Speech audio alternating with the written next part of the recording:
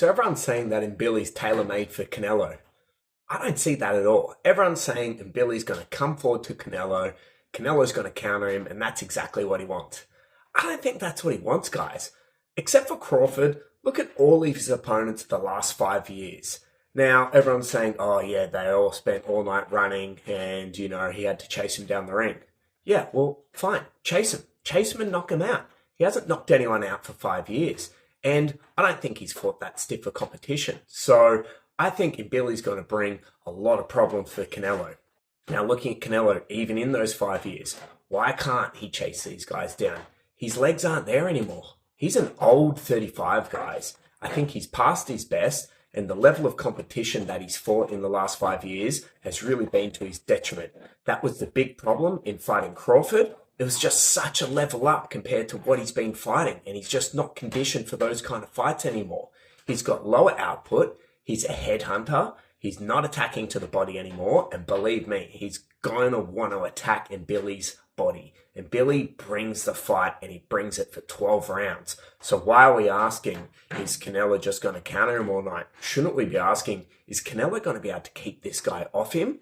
Now let's talk about body attacks as well. So Canelo's not attacking to the body, but people also haven't attacked Canelo to the body much. Now that's to Canelo's credit. People are not attacking the body, fear of the counter, fear of the overhand counters and the knockout. But again, that knockout's not coming, guys. Most of the fighters that have been in there to survive with Canelo, and I think that's due to a mismatch in competition.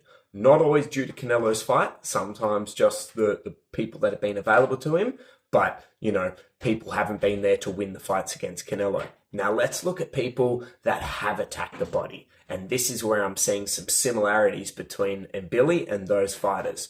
Trout and Lara, while different style, bit more stand-up style, but don't get me wrong, Mbilli can attack from the outside as well. Just because he's had some great phone booth fights doesn't mean that he can't attack from the outside. But both Trout and Lara, who some say won those fights, I didn't, they were close, but I think Canelo still won, but they had a lot of success. Early in the fight, they threw to the body. They were able to attack him to the body. Now, this is telling us maybe one of two things. Either, working to the body, Canelo doesn't like that. I mean, not many fighters do like it to the body, but, maybe they were just fighters that were willing enough to press the fight to Canelo, to put pressure on him. Bivol didn't really go to the body, but man, that guy put pressure on him, put punches in bunches. Fair enough, it was at light heavyweight. Maybe shouldn't have had any business going up that high, but maybe that's also a bit of detriment to Canelo.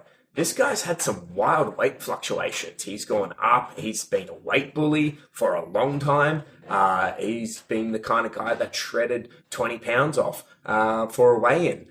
Who knows what that does to your kind of body? That doesn't seem like a normal thing to do. And maybe that takes a bit of longevity out of you because, as I say, he's an old 35-year-old. He doesn't have that many fights when you consider the amount of amateur fights that people have. This guy turned pro at 15, and it's not so much the fights that can take a lot of years out of a fighter. It's sometimes the hard training camps and training for too long, hard sparring sessions, coming in to gyms which, have a big gym culture and a big fight culture.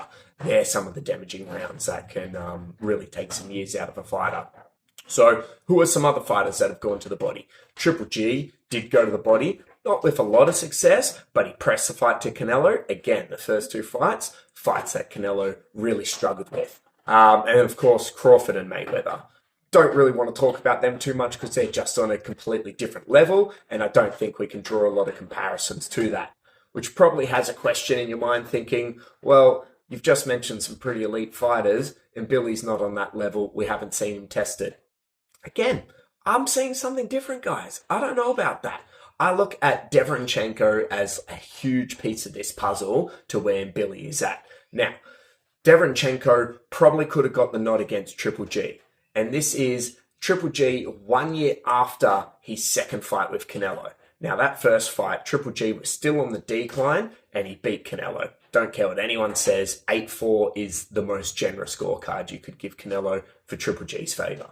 So the second fight, it's a bit of a closer fight. You could score that fight multiple ways. Anywhere 1 point to Triple G to 1 point to Canelo. You're not going to hear a lot of arguments from me. But a close fight, and that is a prime Canelo. So a year later, that same version of Triple G potentially loses a fight to Deverenchenko.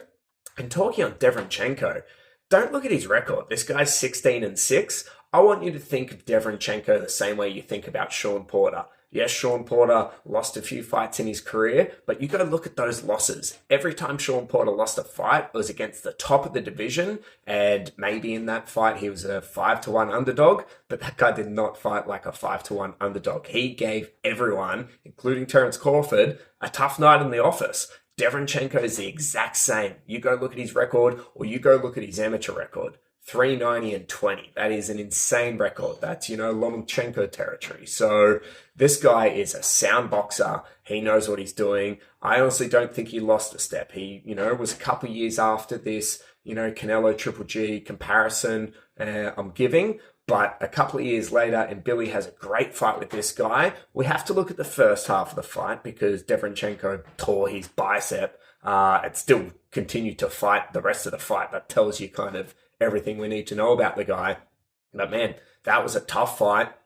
Everything was thrown from both sides of the ring. And then Mbilli, I think, stood the test of time. So for me, you have this guy that is just absolutely bursting at the seams. He's been waiting for his shot. Props to Canelo for taking this fight against this kind of fighter. He could have taken many other fights. He's chosen this fight. He's not stupid. He knows this is a dangerous fight.